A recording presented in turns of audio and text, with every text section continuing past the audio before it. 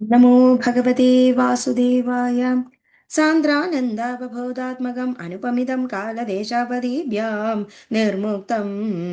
नित्यमुक्तं निगमशतसहस्रेण निर्भास्यमानम् अस्पष्टं दृष्टमात्रे पुनः पुरुषार्थात्मकं ब्रह्मतत्त्वं तत्तावद्भाति साक्षात् गुरुभवनपुरे हन्तभाग्यं जनानाम् नम्राणां सन्निधत्ते सततमपि पुरैसैरनभ्यर्थितानभिः अर्थान् कामानजस्रं विदरसि परमानन्दसान्द्रां गतिं च इत्थं निशेषलभ्यो निरवधिकफलपारिजातो हरे त्वं क्षुद्रं तं शक्रवाडी द्रुममभिलषति व्यर्थम् अर्तिव्रजोऽयं सूर्यस्पर्धिकिरीटमूर्ततिलगत् प्रोद्भासि फालान्दरं कारुण्याकुलनेत्रमाद्रहसितोल्लासं सुनासापुडं गण्ड्योदन्मकराभकुण्डलयुगं कण्डोज्ज्वलत्कौस्तुभं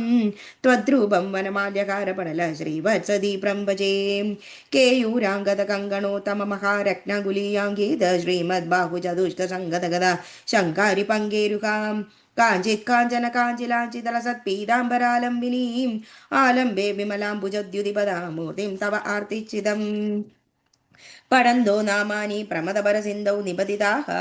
स्मरन्तो रूपं ते भरतकथयन्तो गुणकथाः चरन्तो ये भक्ता त्वयि खलु रमन्ते परममुन् अहं धन्यान् मन्ये समधिगत सर्वाभिलषितान् विधूय क्लेशान् मे कुरु चरणयुग्मं धृतरसं भवक्षेत्रप्राप्तौ करमपि च ते पूजनविधौ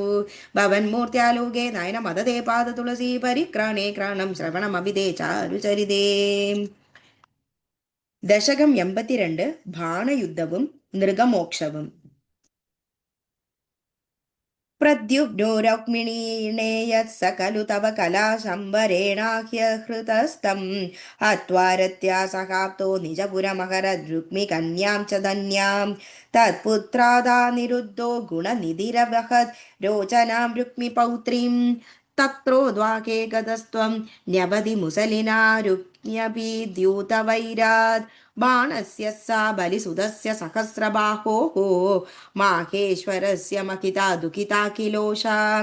त्वत्पौत्रमेनमनिरुद्धमदृष्टपूर्वं स्वप्नेऽनुभूय भगवन् विरहादुराभूत् योगिन्यदीव कुशला खलु चित्रलेखेखा तस्या सखी विलिखति तरुणानशेषान् तत्रानिरुद्धमुषया विदिदं निशायाम् आनिष्टयोगबलदो भवदो निकेतात् कन्यापुरे दयितया सुगमारमन्दं चैनं कदञ्जन बबन्धुषि सर्वबन्धौ श्रीनारदोक्ततदुदन्तदुरन्दरोषैः त्वं तस्य शोणितपुरं यदुभिर्न्यरुन्दाः पूरीपालशैलप्रियदुहितृनाथोऽस्य भगवान् समं भूतभ्रादै यदुबलमशङ्गं निरुरुधे महाप्राणो बाणो चडिदि युयुधानेन युयुधे गुगप्रत्युप्नेन त्वमपि पुरकन्द्राजखडिशे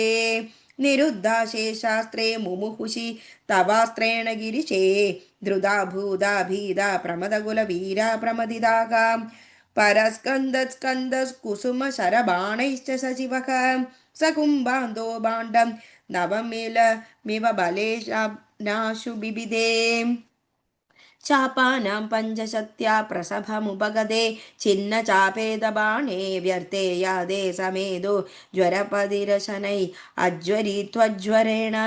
ज्ञानी स्तुत्वादकदत्त्वा तव चरितजुषां विज्वरं सज्वरोगात् प्रायो ज्ञानबन्धोऽपि च बहुतमसा रौद्रचेष्टा हि रौद्राः